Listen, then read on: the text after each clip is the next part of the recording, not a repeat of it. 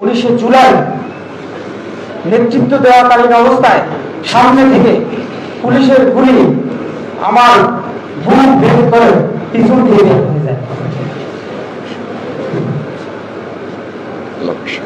সেই পরিস্থিতি আসলে মনে করা প্রত্যেকটা মুহূর্ত আমাদের মৃত্যুর সাথে করতে হয়েছে। শুধু এই স্বাধীন বাংলাদেশ কে আমরা স্বাধীন বাংলাদেশে সেই লাল সবুজের পতাকাকে ধারণ করার জন্য দেশের সার্বভৌমত্ব অস্তিত্ব টিকে রাখা জাতি যে দীর্ঘ 17 বছর একটা ফ্যাসিস্ট রাষ্ট্রে অধীনে যে আয়না গুম খুন হত্যা হয়েছিল, এর বিকল্প ছিল না।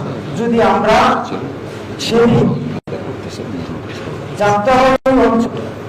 বাংলাদেশের এমন একটা পরিস্থিতি হয়েছিল, দেশের ভিতর মনে হয় যে আর একটা ভিন্ন একটা দেশ। সারা বাংলাদেশে কোথাও সেদিন ট্যাঙ্ক ব্যবহার করা হয়নি, কিন্তু যাত্রাবাড়িতে ট্যাঙ্ক ব্যবহার করা হয়েছিল। ছাত্রলীগ, যুবলীগ, শ্রমিক লীগ, পুলিশ, র্যাব, বিজিবি এবং শেষ পর্যন্ত ডিবি হারুন সাহেবও ছিল যাত্রাবাড়িতে। ওই জায়গায় গুলির মুখে কঠিন পরিস্থিতিতে আমাদের দায়িত্ব নিতে হয়েছিল। যদি আমরা সেদিন পিছিয়ে যেতাম গুলির সামনে থেকে, হয়তো এই বাংলাদেশ স্বাধীন বাংলাদেশ আপনারা পেতেন না।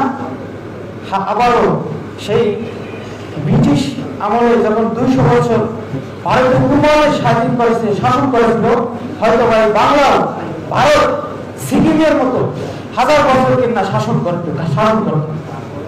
সেই পরিস্থিতিতে যাত্রাবাড়িতে নেতৃত্ব দিয়েছি এবং 19 জুলাই নেতৃত্ব দেওয়াকালীন অবস্থায় সামনে থেকে পুলিশের গুলি আমার বুক বের করে পিছন দিয়ে বের হয়ে যায়। সেই পরিস্থিতি আসলে মনে করা প্রত্যেকটা মুহূর্ত আমাদের মৃত্যুর সাথে করতে হয়েছে। শুধু এই স্বাধীন বাংলাদেশ কে আমরা স্বাধীন বাংলাদেশে সেই লাল সবুজের পতাকাকে ধারণ করার জন্য দেশের সার্বভৌমত্ব অস্তিত্ব টিকে রাখার জন্য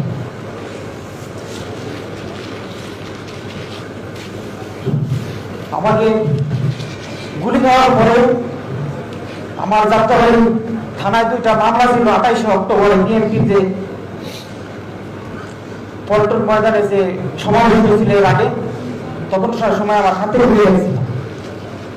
ওরা সবাই আমাকে চিনতো, আমাকে অনেকবার ট্রেকিং করছেন, কিন্তু আমাকে কখনোই ধরতে পারেনি। পরবর্তীতে আমাকে রিক্সায় করে নেওয়া হয়েছিল, নিতে চায় না অনেক লোক। আলকারিম হসপিটালের সামনে একটা অ্যাম্বুলেন্স ছিল। যখন দেখছে যে আমাকে গুলি করা হয়েছিল, তখন ওই অ্যাম্বুলেন্স আমাকে নেই নাই। মানে ওই পরিস্থিতি বুঝে নেওয়ার মতো ভাষা নেই। মৃত্যু মনে হয়েছিল যে 2 সেকেন্ড পর মনে হয় আর আমি বাঁচব না, কিন্তু তবুও দেশের জন্য নিজেকে শক্ত রাখতে হয়েছিল, কারণ আমার বাঁচতে হবে, দেশকে রক্ষার জন্য আরো কথা বলতে হবে। পরবর্তীতে মুক্তা হসপিটালে আসা হয়। আমার ওপেন হার্ট সার্জারির মাধ্যমে গুলিতে বের হয়েছিল। ওপেন হার্ট সার্জারি হয়, সেখানে আমার লিভার এবং ক্লিয়ার ক্ষতিগ্রস্ত হয়। পুরো ক্লিয়ার আমার কেটে এই পুরো ক্লিয়ারটা, এটার ভিতরে গুলি বের করে আমার চলে যায়, এটা পুরো কেটে ফেলে আমাকে।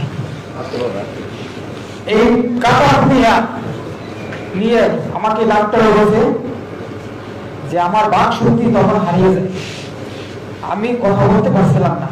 বলছিল তখন ডাক্তার যে সে নাও বাঁচতে পারে। পরবর্তীতে আমার জ্ঞান আমি দেখি যে আমি আসলে স্বাভাবিক কোনো কথাই বলতে পারি না। আমার ভোকাল যে ভয়েস যে সাউন্ড ছিল, সাউন্ডটা সম্পূর্ণ চলে যায়। সপ্তাহ পরে আমি এই কয়েকদিন আমি যেহেতু আমি পড়াশোনা জানি, আমি হাতে কলম দিয়ে হালকা হালকা লিখতাম। আমার বড় ভাই তখন আমাকে আশ্বাস দিচ্ছিল, বলছে যে কোনো টাকার সমস্যা নাই, যে টেনশন করিস না। কিন্তু আমি তো জানি আমার পরিস্থিতি কি, সে আমাকে আশ্বাস দিচ্ছে। কিন্তু তার 2 সপ্তাহ পরে আমার সেই কথা বলার শক্তি আমি আবার ফিরে পাই। আসলে আমি ভাবি নাই যে আমি আবার কথা বলতে পারবো এখানে। আমাকে ডক্টর 3 বছর আমার ঔষধ চলে টানা, এবং 10 বছর আমার চিকিৎসা নিলে স্বাভাবিকভাবে আমি ফিরে আসতে পারবো। এটা ডক্টরের মানে প্রেসক্রিপশনের ভাষ্য। ইনশাআল্লাহ কারণ তুমি ফিরে আসবে। আমি 2 জায়গায় ট্রিটমেন্ট নিচ্ছি এখন, অরোরা হসপিটাল, ডক্টর শফিকুল ইসলাম মাসুদ ভাই সহ, সে একটা ডক্টর ইংল্যান্ডের ডক্টর দিয়েছিল, তার চিকিৎসাধীন অবস্থায় আমার লিভার এবং ক্লিয়ার চিকিৎসা ওখানে চলে, আর সার্জারি চিকিৎসা মুগদা হসপিটালে চলে। আমার ঠিক আছে, আরেকটা অনুরোধ এই উপদেষ্টাদের কাছে, দায়িত্ব আমাদেরকে দেওয়া হয় না, দায়িত্ব আমরা কাঁধে নিয়ে সেদিন এই দেশ স্বাধীন করার লক্ষ্যে আমরা সামনে এগিয়ে নিয়েছিলাম, কিন্তু আমাদের কোনো দপ্তর করা হয়নি। যারা চিকিৎসাধীন অবস্থায় ছিল, আমাদের কত লক্ষ টাকা গেছে ধার দেনা করে, কিন্তু আমরা এখনো সরকার ভাবে একটা টাকাও সহযোগিতা পাইনি। কিন্তু তারপরেও আমরা এখনো বাঁচার প্রবল চেষ্টা করছি। এখনো সেদিন আমি 2টা নিউজে দেখছি যে এতদিন পরও মারা যাচ্ছে, এখনো মারা যাচ্ছে, কিন্তু প্রপার ট্রিটমেন্ট পাচ্ছে না সরকার থেকে। কেন এটা করা হচ্ছে না? মৃত্যুর পরে আপনি 10 লক্ষ টাকা দিলেন, 10 কোটি টাকা দিলেন, কিন্তু জীবিত মুক্তিযোদ্ধা, জীবন্ত শহীদ যারা আছে তাদেরকে কেন খবর নেওয়া হচ্ছে না? খুবই দুঃখজনক। জাতি হিসেবে আপনার ক্ষমতা, দেশ স্বাধীন হয়েছে যার জন্য আজকে এই সভা এত কিছু, কিন্তু তাদের আজ বৈষম্য করা হচ্ছে। তাহলে কিসের বৈষম্য বিরুদ্ধে ছাত্র আন্দোলনে আমরা নেতৃত্ব দিয়েছি, সেটা কি আমাদের অপরাধ ছিল?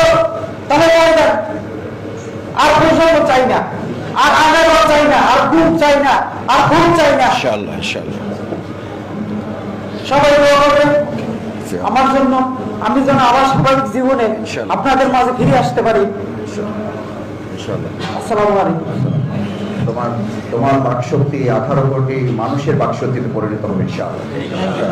শুধু তুমি কথা বলবা না, তোমার কথার উপরে ভিত্তি করে এই মানুষ আগামী দিনের পুরো জীবন, এই পৃথিবী যতদিন থাকবে ততদিনই বাংলাদেশ কথা বলবে ইনশাআল্লাহ।